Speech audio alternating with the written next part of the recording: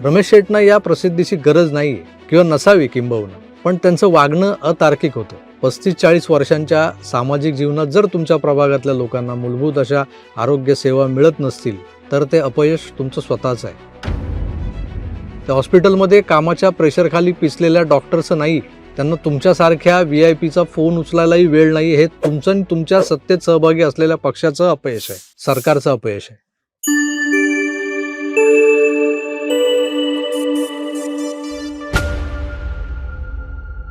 ज्या लोकांनी निवडून दिलंय आपल्याला, आपले मतदार आहेत, त्यापैकीच काही वेगळ्या पेशात असणारे लोक असतात, म्हणजे वेगळ्या व्यवसायात वेगळ्या प्रोफेशनमध्ये काम करणाऱ्यांना वेगळी ट्रीटमेंट देणाऱ्या, स्वतःला देवाचे बाप समजणाऱ्यांना, थोडक्यात काय तर माजलेल्या लोकप्रतिनिधींबद्दल आज आपण बोलणार आहोत.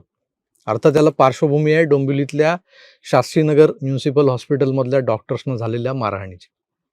मित्रो, सध्या गाजत असलेलं हे प्रकरण घडलंय कल्याण डोंबिवलीच्या शास्त्रीनगरमध्ये. जो लोकसभा मतदारसंघ आहे खासदार डॉक्टर श्रीकांत शिंदेंचा. खासदार महोदय स्वतः डॉक्टर आहेत आणि बाय क्वालिफिकेशन सर्जन असलेल्या लोकप्रतिनिधीच्या या मतदारसंघातल्या वैद्यकीय सुविधांवर प्रश्न उभा केला जातोय. कारण मूलतः हे प्रकरण घडलं त्यामागे भडका उडवणाऱ्या प्रसंगांची कारणमीमांसा होणं गरजेचं आहे. एक अडलेली स्त्री महानगरपालिका रुग्णालयातल्या प्रसूतिगृहात दाखल होते. डिलिव्हरी क्रिटिकल आहे हे समजलेले डॉक्टर्स त्या गर्भवतीच्या नातलगांना समजावतात की डिलिव्हरी जरी इथं झाली तरी बाळाच्या जीवाला धोका आहे आणि त्याला जन्मताच NICUमध्ये ठेवावं लागणार आहे. ICU हा शब्द आपल्याला काय तसा नवीन नाही, आपल्या परिचयाचा आहे.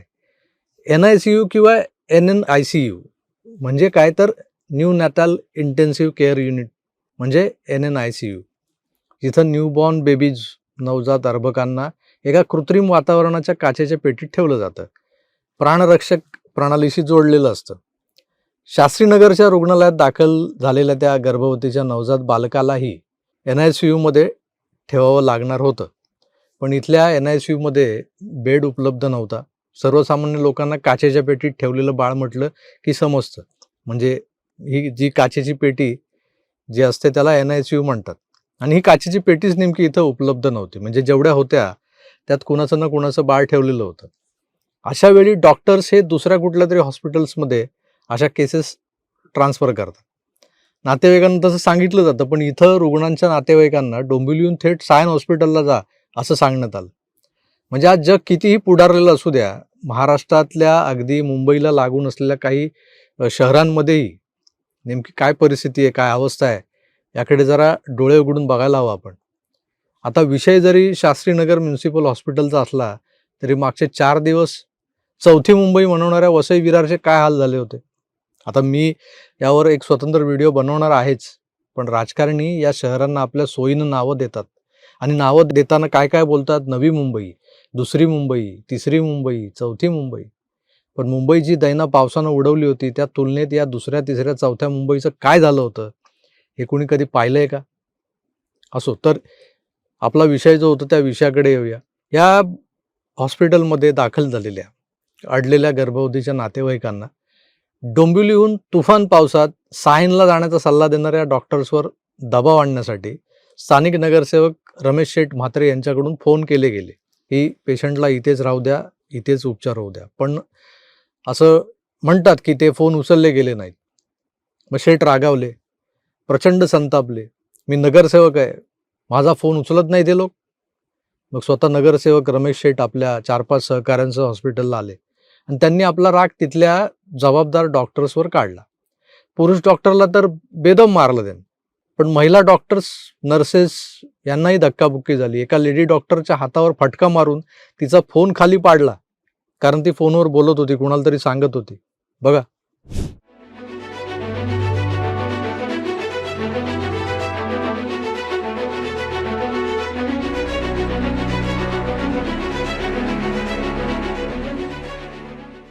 आता हे सगळं रागाच्या भरात श्रीमान रमेश सुकऱ्या म्हात्रे उर्फ रमेश शेठ म्हात्रे यांनी केलेलं असलं तरी मला वाटतं कल्याण डोंबिवली महायुतीचे आमदार, खासदार, नगरसेवक आणि खुद्द माजी मुख्यमंत्री, आताचे उपमुख्यमंत्री, डॉक्टर असलेले खासदार, त्याचबरोबर भाजपचे प्रदेशाध्यक्ष, मुख्यमंत्र्यांचे निकटवर्ती असा ज्यांचा लौकिक आहे, असे मोठे नेते, असा मोठा गोतावळा आहे महाराष्ट्रातल्या सो कॉल्ड शक्तिशाली राजकारण्यांचा इथं. यातले बहुतांश लोक इथं राहतातही. मग डोंबिवलीत सामान्य नागरिकांना गरजेच्या वेळेस महानगरपालिकेच्या रुग्णालयातला NICU ओव्हरफ्लो कसा असतो?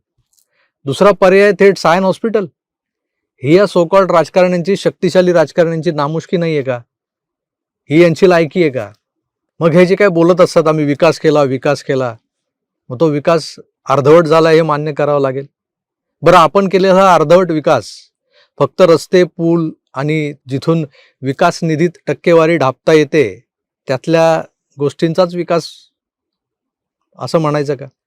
वाढतं शहर आहे तर त्या वाढत्या लोकसंख्येला पुरेशा सुविधा देताना आरोग्य सेवेचा विचार नको का व्हायला?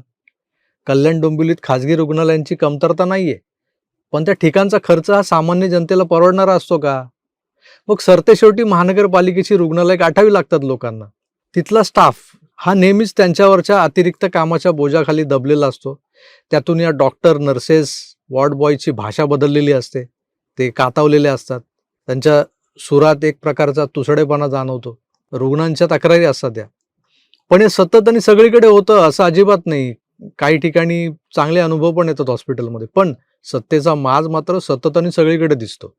हे आमचे रमेश शेट्टी तर नगरसेवक होते, जे आहेत, म्हणजे नुसते नगरसेवक नाही तर विक्रमी म्हणावं असं 7 की 8 वेळा ते नगरसेवक पद, स्थायी समितीचं अध्यक्षपद भूषवलेले लोकप्रतिनिधी आहेत. पण आजकाल राजकीय पक्षाचा गटप्रमुख लेवलचा कार्यकर्ता देखील खळखट्याक करायला धावतो पुढे. त्यातल्या त्यात सरकारी रुग्णालयातले डॉक्टर हे सगळ्यांसाठी सॉफ्ट टार्गेट असतात. सिरियस असलेला रुग्ण हॉस्पिटलाइज केल्यानंतर 2 दिवसांनी दगावला, म्हणजे त्याच्या नशिबाची किंवा त्याच्या जीवनाची दोरी तिथपर्यंतच होती किंवा त्याच्या नशिबात तेवढंच आयुष्य लिहिलेलं होतं, पण हे कोणी समजून घेत नाही. इकडे ॲडमिट केला आणि आमचा माणूस गेला. तेव्हा या नातलगांना दुःख होतं आणि दुःखाबरोबर काय होतं तर उपचार करणाऱ्या डॉक्टरचा रागही येतो कधी कधी.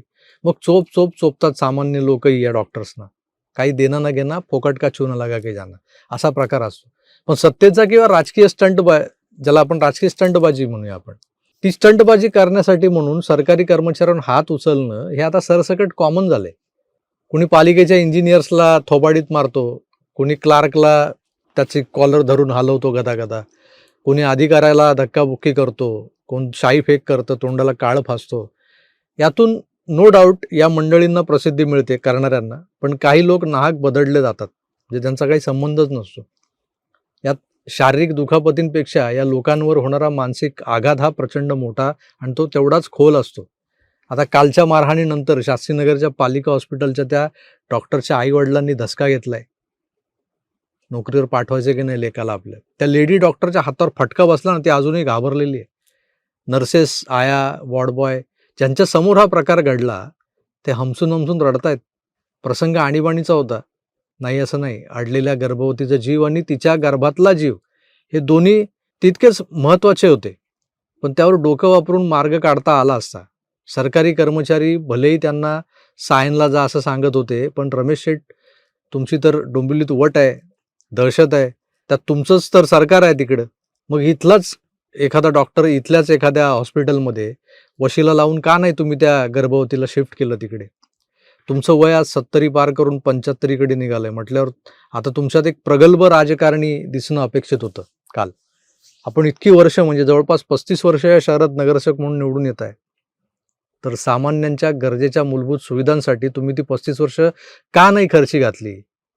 तुमची 35 वर्ष कुठे वाया गेली? आजही जर तुमच्या एका मतदाराला बाळंतपणासाठी हॉस्पिटलमध्ये बेड मिळत नाही, तिथलं इंटेन्सिव्ह केअर युनिट हे क्षमतेच्या पलीकडे ऑक्युपाय असेल, तर नवं रुग्णालय हवंय ना तिकडे डोंबिवलीकरांना. हे काय नाही लक्षात आलं तुमच्या? आता तुम्ही सुरुवातीपासून बेधडक बिंदास्त शिवसैनिक, बरोबर? रमेश शेठच्या नावाची दहशत काय असते हे तुम्ही दाखवून दिलेलं आहे एकेकाळी. आणि असं असताना काल एखाद्या खाजगी रुग्णालयात एक साधा बेड तुम्हाला असा एमर्जन्सीत मिळवता आला नसता का? सहज मिळाला असता. पण तुम्हाला त्या रुग्णालयात आपल्या सिनियर लोकप्रतिनिधी असण्याचा माज दाखवायचा होता की काय, असं वाटू लागलं आता. सध्या सारं जग, तुमचा दोष नाहीच आहे म्हणा, म्हणजे मी जे म्हणतो ना, सध्या सारं जग हे डिजिटल झालंय. हगलं मुतलं की सोशल मीडियावर टाकायचं असतं त्यांना. लोक साधा 2 रुपयाचा पार्लेचा पुडा वाटतात रस्त्यावर. आता पावसात भिजणाऱ्या लोकांच्या अंगावर काही जण इकडून तिकडून गोळा केलेले प्लास्टिक नेऊन टाकतात. त्याचे व्हिडिओ शूट करून फेसबुकवर टाकतायत, सोशल मीडियावर टाकतायत. सोशल मीडियाचा सोर्स लागलाय. तुम्ही तुमच्या मतदारांसाठी रात्री अपरात्री धावून जाता आणि वेळप्रसंगी आज तुमच्या 75तही खळखट्याक करता, डॉक्टरला बेदम तुडवता. हे दाखवून द्यायचं म्हणून, रील्स बनवायचे होते म्हणून हात उचललात का? हा प्रश्न मी मुद्दाम विचारतोय. कारण मागे काही वर्षांपूर्वी एक ट्रेंडच आला होता. एक दाढीवाला बाबा हातात बेसबॉलची स्टिक घेऊन रस्त्यावर उतरायचा, रिक्षावाल्यांना, टॅक्सीवाल्यांना, भैयांना चोपायचा. वाईन शॉप बाहेर पाण्याच्या बाटलीत मिक्स करून तिथेच उभ्या उभ्या 2 पेग मारणाऱ्यांना हा बाबा चोपायचा. काही कंपन्यांमध्ये मराठी पोरांवर काय अन्याय अत्याचार झाले तर तिथेही जायचा, तिथेही चोपायचा त्या मालकाला, मॅनेजरला. या चोपाचोपीचा रीतसर व्हिडिओ बनवायचा, सोशल मीडियावर टाकायचा आणि प्रचंड प्रसिद्ध झाला होता तो. नंतर कालांतरानं तो दाढीवाला बाबाही फारसा दिसेना झाला आणि त्याचे व्हिडिओजही. पण सध्या राजकारण, समाजकारण हे सोशल मीडियावरच्या रील्स आणि व्हिडिओसाठीच केलं जात आहे असं वाटू लागलं म्हणून. त्यामुळे आज लोकांच्या समस्या सोडवताना राजकारण्यांच्याही पुढे त्यांचे व्हिडिओग्राफर्स असतात उलटे धावत. जे बिचारा मागे कशाला अडखळून पडला तर त्याचीच पहिली समाजसेवा करावी लागणार असते. रमेश शेटना या प्रसिद्धीची गरज नाही आहे किंवा नसावी किंबहुना, पण त्यांचं वागणं अतार्किक होतं. 35-40 वर्षांच्या सामाजिक जीवनात जर तुमच्या प्रभागातल्या लोकांना मूलभूत अशा आरोग्य सेवा मिळत नसतील तर ते अपयश तुमचं स्वतःचं आहे. त्या हॉस्पिटलमध्ये कामाच्या प्रेशरखाली पिचलेल्या डॉक्टरचं नाही, त्यांना तुमच्यासारख्या VIP चा फोन उचलायलाही वेळ नाही. हे तुमचं आणि तुमच्या सत्तेत सहभागी असलेल्या पक्षाचं अपयश आहे, सरकारचं अपयश आहे. लोकांच्या तीव्र झालेल्या भावना आणि मीडियानं लावलेला जोर यामुळे स्वतःला शेट समजणाऱ्या लोकप्रतिनिधींना म्हणजे नगरसेवक रमेश म्हात्रेंना अटक तर झाली आहे. त्यांच्यासोबतच्या वाहत्या गंगेत हात धुवायला सरसावलेल्यांनाही अटक झाली आहे 4-5 लोकांना. शिवसेनेचे खासदार श्रीकांत शिंदेंनी या प्रकारचा तीव्र निषेध केलाय. म्हात्रेंवर डिसिप्लिनरी ॲक्शनही होणार असं ते बोलतायत, कारण ते स्वतः डॉक्टर आहेत. पण महाराष्ट्राच्या कानाकोपऱ्यातल्या सरकारी रुग्णालयात, कार्यालयात राजकारण्यांच्या माजाचे बळी ठरणारे डॉक्टर्स, इंजिनियर्स, अधिकारी हे काही कमी नाही आहेत. हात उचलणाऱ्याला अटक होते तात्पुरती, पण त्यातून कोणीच धडा घेत नाही, ते सुटून येतात परत. कारण लोकप्रतिनिधी म्हणून असा माज रस्त्यावर दाखवलं नाही ना तर उद्या आपलं नाव कसं होईल, प्रसिद्धी कशी मिळेल, लोक मतं कशी देतील आपल्याला. आता मतं मिळवण्यासाठी समाजसेवा, लोकसेवा करायची असते नाही का. सोशल मीडियावर रील्स बनवून याच मारहाणीचं उदात्तीकरण केलं जातं, जे आजच्या घडीला जास्त अपीलही होतं. त्यामुळे मार खाणारे जसे मजबूर आहेत तसेच मारणाऱ्यांकडेही दुसरा पर्याय शिल्लक नाही असंच वाटतंय मला. समाजसेवा कसली करणार, रील्स बनवतात लोक आणि मग रील्स दाखवली की मतं देतात लोक. कारण नगरसेवक हा आता कॉन्ट्रॅक्टरचा कटसेवक असतो, तो लोकसेवक बनेल त्याची खात्री नसते. त्याला आपलं अपयश झाकण्यासाठी असे स्टंट करावेच लागतात. काल झाला, परवा झाला, यापूर्वी अनेकदा झाला, यापुढे हे स्टंट होतच राहतील. तेव्हा आपण हा तमाशा उघड्या डोळ्यांनी बघत राहायचा आहे आणि बोलता येतंय ना, त्यामुळे जमेल तेवढा बोलून विरोध करायचा आहे. मी तुर्तास इथेच थांबतो. या सगळ्या प्रकाराबद्दल तुम्हाला काय वाटतं हे मला कमेंट्स करून जरूर कळवा. पुन्हा भेटूच, तोवर आपली काळजी घ्या आणि पाहत राहा आपलं आवडतं YouTube चॅनल आकार DG9. धन्यवाद. नमस्कार.